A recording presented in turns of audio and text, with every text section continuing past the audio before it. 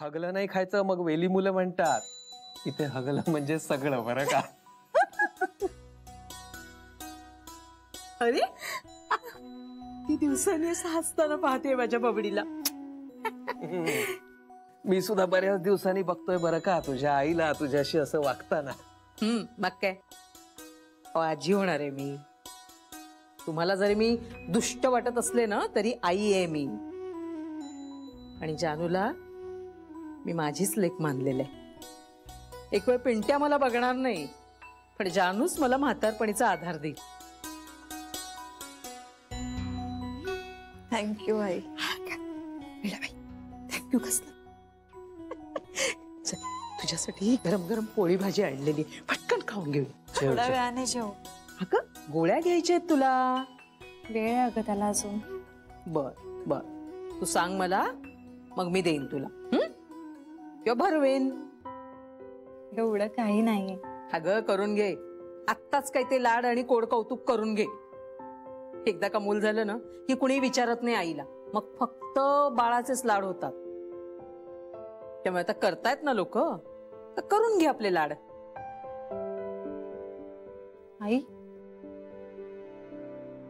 श्री आला होता का घरी?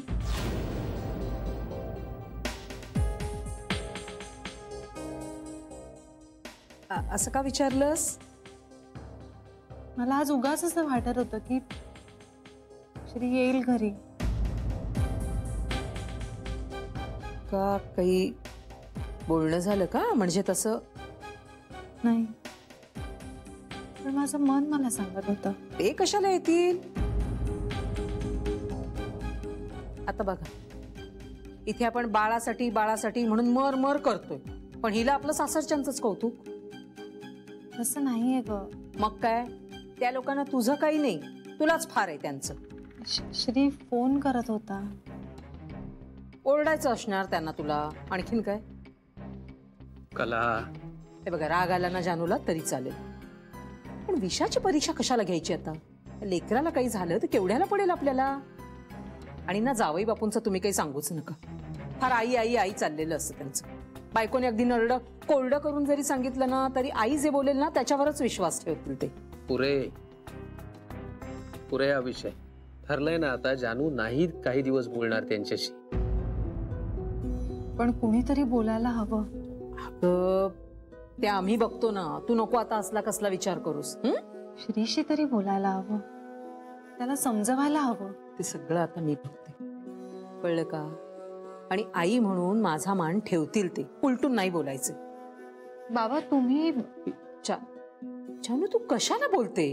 तुला सांगितलं ना आता बाकी कसलाही विचार करायचा नाही फक्त बाळाचा विचार करायचा. कळलं ना? आहो तुम्ही काय ते वाचत काय होतात? ते पुलंच्या गणगोत मधलं दिनेश वाचत होतो. अहो मग ते बरं होतं जरा हसत तरी होती. नुसता डोक्याला भुगा लावून घ्यायचा. हे बेटा हे बघ मी आता गरम गरम पोळी भाजी आणलेली आहे ना ती खायची आणि शांतपणे झोपून जायचं. कळलं ना? कसलाही विचार करायचा नाही. जरा प्लेट धुवून आणते. ऐक ना जानू दिनेश तर त्याला सुरुवातीला सकार वर्ज्य आहे. अदला मधला चालतो म्हणजे सशाचा हशा होतो. सांगचं हांग होतं. शुभाताईची हुबाताई होते आणि सतीश दादाचा हतीश दादा होतो. फुलं म्हणजे ना खरंच अगदी.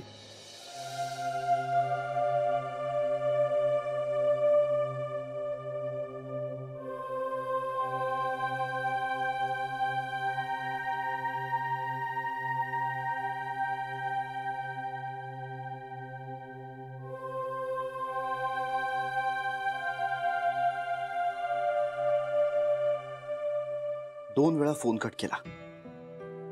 घरात एवढं टेन्शन चालू आहे. जान्हवीला काहीच परवा नाहीये का? सदा फोन करावासा वाटला नाही तिला? मी तिच्या फोनची वाट पाहत असणार ह्याची कल्पनाही नाहीये का तिला? एकतर मला जराही कल्पना न देता तिनं पिंट्याला सोडवून आणलं. काहीच कारण नसताना आईला आणि भावाला इथे घरात घेऊन आली. आता माहितीये जरा टेन्शन चालू आहे तर पेशन्स नकोत का ठेवायला? तिला ना सगळ्यांनी फक्त पिंट्याला माफ करायला हवंय बास. पण सगळ्या गोष्टी इतक्या इतक्या पटापटा नाही ना होणार. थोडा वेळ हा द्यावा लागणार. आणि बरं अल्टिमेटली सगळ्यांनी केलंच असतं ना माफ त्याला. घाई करून सगळं बिघडवते. आणि हे असं संपर्क न करण्यानं ती दुरावा वाढवते हे कळत नाही का तिला? का तिला स्पेस हवे? स्पेस कोणापासून? माझ्यापासून? नाही, असं नाही होऊ शकत. जान्हवी नाही वागू शकत असं. Something is wrong. प्रॉब्लेम मध्ये असेल कधी, का बिझी असेल, पण कशात? आणि माझ्याशी बोलायला वेळ मिळू नये एवढं काय चाललंय तिचं?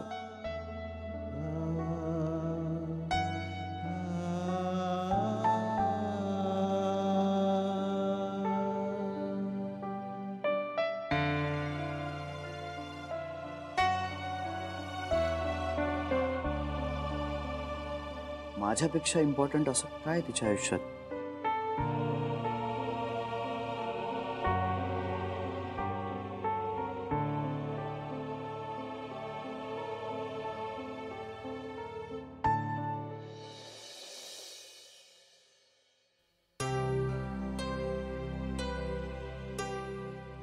माझं बाळ श्रीपेक्षा महत्वाचं या जगात आत्ता तरी माझं बाळ आहे.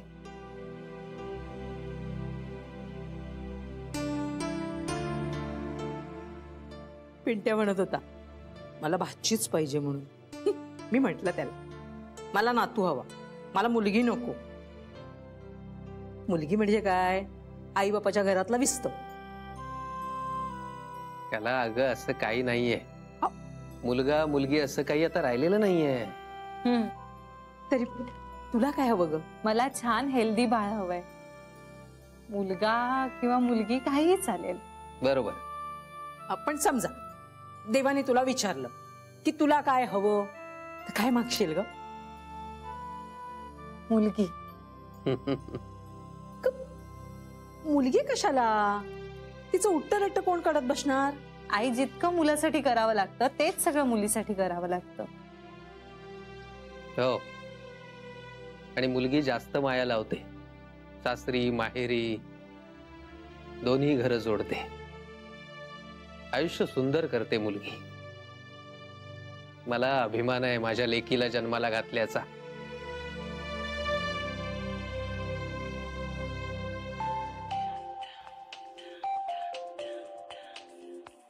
कोणाचं आहे?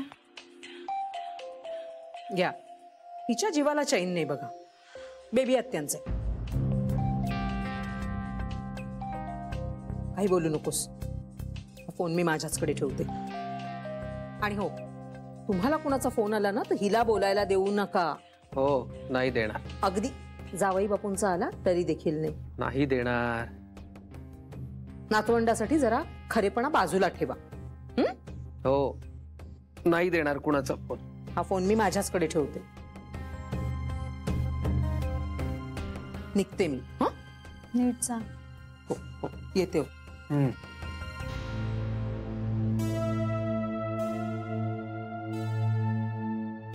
काय करूया ग बाळा? पुस्तक वाचू जरा का पत्ते खेळूया? नको बाबा, झोप आली. झोपते मी. झोप आले? बर, चल झोपा बघू. झोप. झोप. देवाचं नाव घे.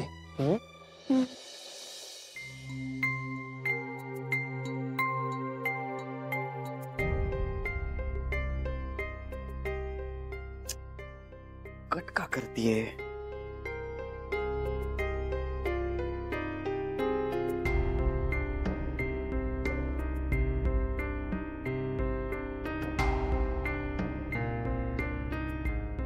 Come on, don't do this to me.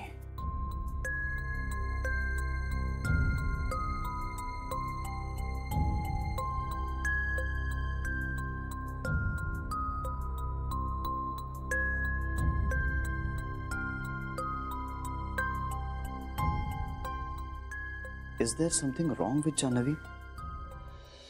अगं हो आई, पण आता बेलवर सुटलोय ना मी, अजून निर्दोष सिद्ध झालेलो नाहीये. तू निर्दोष आहेसच, ह्यात सिद्ध काय व्हायचंय? अगं पण असं नाही होत ना. तू उगाच काळजी करतोयस. सगळं काही ठीक होईल. आई मला माझी काळजी नाहीच आहे.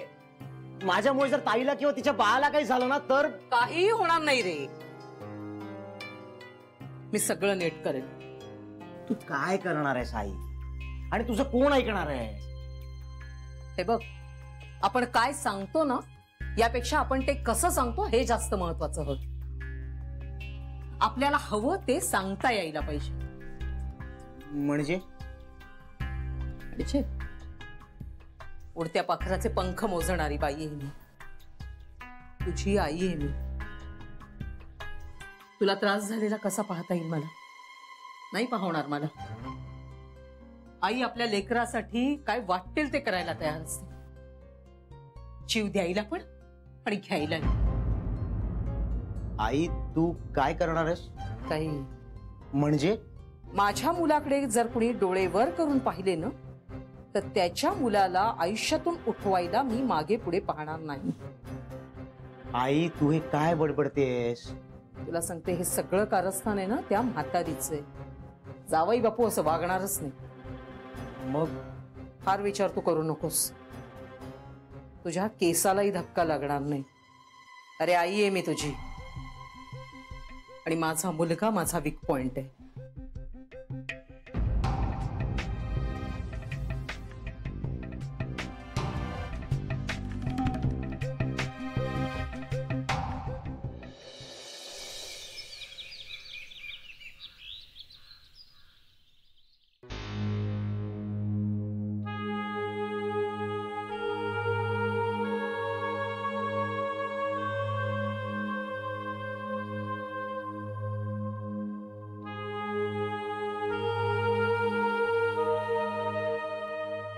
झालं बोलून जान्हवीशी? काय तू कशी आहेस? थकायला होतंय. औषधांमुळे होणार थोडस असं. कुणास ठाऊक. चल तू आराम कर आता. जान्हवीने असं करायला नको होतं. आईजी तू आता नको बोलूस. न बोलून डोक्यातून जाणार आहे का रे ते? बोलून तरी प्रश्न सुटणार आहे का? माझा निर्णय धुडकावला तिने.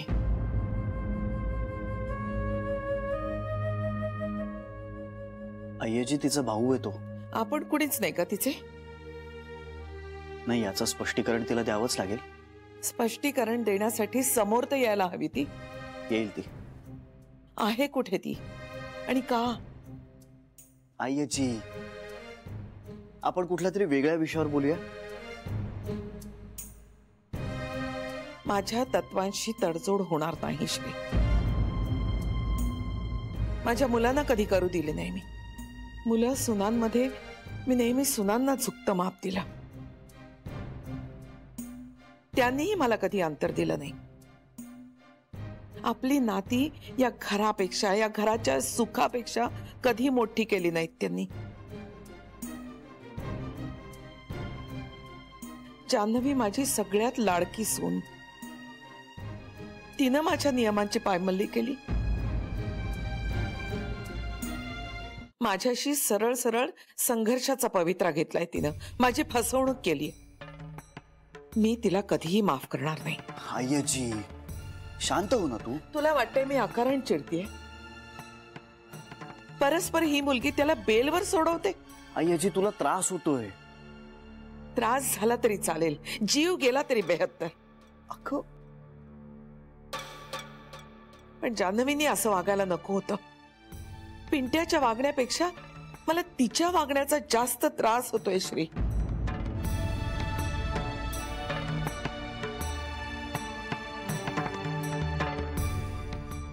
कुठे चुकले मी तिला समजून घेण्यात? नाही, तू कुठेच चुकलेली नाहीयेस. आणि आता प्लीज स्वतःला त्रास करून घेऊ नकोस. मला तिच्या वागण्याचं स्पष्टीकरण हवंय श्री. आईजी तुझी तब्येत नाजूक आहे. मला मरणाची भीती नाहीये श्री. पण मला आहे. मला वाटते भीती तुझ्या मरणाची. आणि मी नाही इमॅजिन केलंय तुझ्याशिवाय माझं आयुष्य. आई आजी, तू मला हवी आहेस, या घराला हवी आहेस. तुझ्याशिवाय हे घर, आमचं आयुष्य, हे मी नाही इमॅजिन केलंय. माझं वय झालंय श्री, कधीतरी हे होणारच आहे. आई आजी, कधीतरी मी सुद्धा मरणार आहे. मग माझ्या मरणाच्या कल्पनेनं तुला आनंद होणार आहे? माझं वय झालंय श्री, तुझं आयुष्य पडलंय. आई आजी, मला तुला काहीही व्हायला नकोय. मी असेपर्यंत तरी तू मला हवीस. आई आजी, अगं तुझी पतवंड, त्यांची मुलं, त्यांच्या सगळ्यांच्या पाठीवरून तुझा मायेचा हात फिरायला हवाय मला. आणि तुझ्या स्पर्शात फक्त माया नसते, जगण्याचं बळ असतं. आणि ते बळ पुढच्या पिढीतल्या प्रत्येकाला मिळायला हवंय, निदान माझ्या बाळाला तरी. पण श्री, त्यासाठी जान्हवीला घरी यायला हवं ना रे. येईल ती.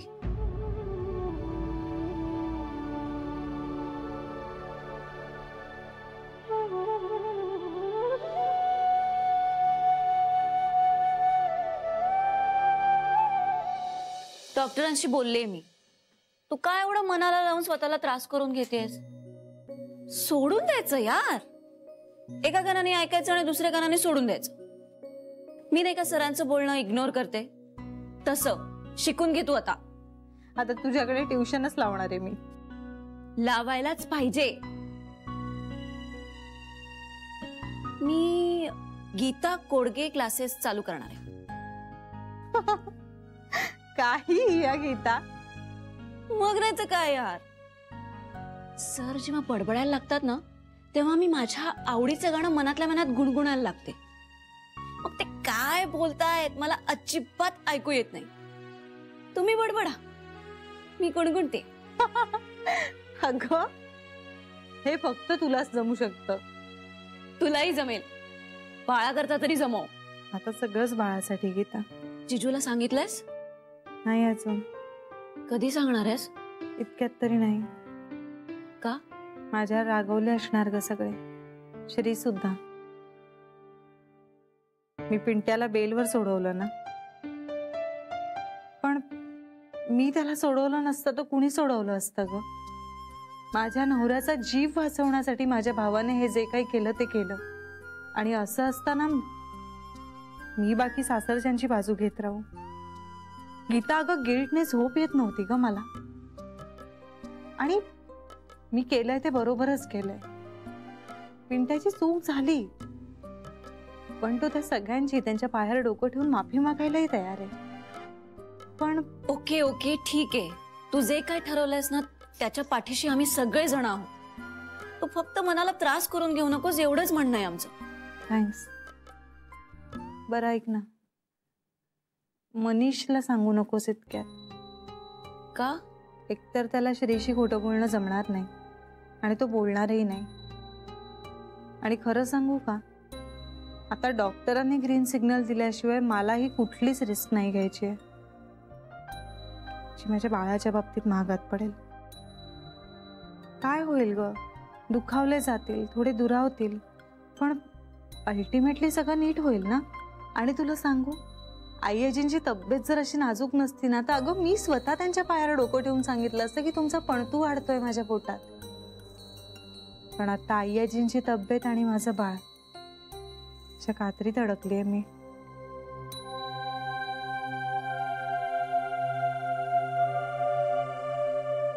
आणि माझ्यासाठी दोघंही तितकेच महत्वाचे आहेत. थोडे दिवस दूर राहिल्याने कोडं सुटेल अगं हे. सुटेल, नक्की सुटेल. चहा. हो, थँक्यू. ए, बाळाचं नाव काय ठेवणार आहेस? अगं आधी होऊ तर दे. अरे पण विचार तर करून ठेवायचा ना. म्हणजे मुलगा झाला तर काय, मुलगी झाली तर काय. ताई, मला भाचीच हवी. अरे वेड्या, ते आपल्या हातात असतं का? ते काही मला माहित नाही. मी ना आता बाप्पाकडे प्रार्थना केली, मला भाचीच दे, अगदी तुझी डुप्लिकेट. बरं ते जाऊ दे, मुलगी झाली तर काय नाव ठेवणार आहेस? मुलगा होऊ दे किंवा मुलगी, नाव आई आजीच ठेवतील. आई आजींच्या मायेचा हात माझ्या बाळाच्या पाठीवरून फिरायला हवा. गीता, अगं आई आजींच्या स्पर्शात ना फक्त माया नाहीये, आयुष्य जगण्याचं बळही आहे. आणि ते माझ्या बाळाला मिळायलाच हवं.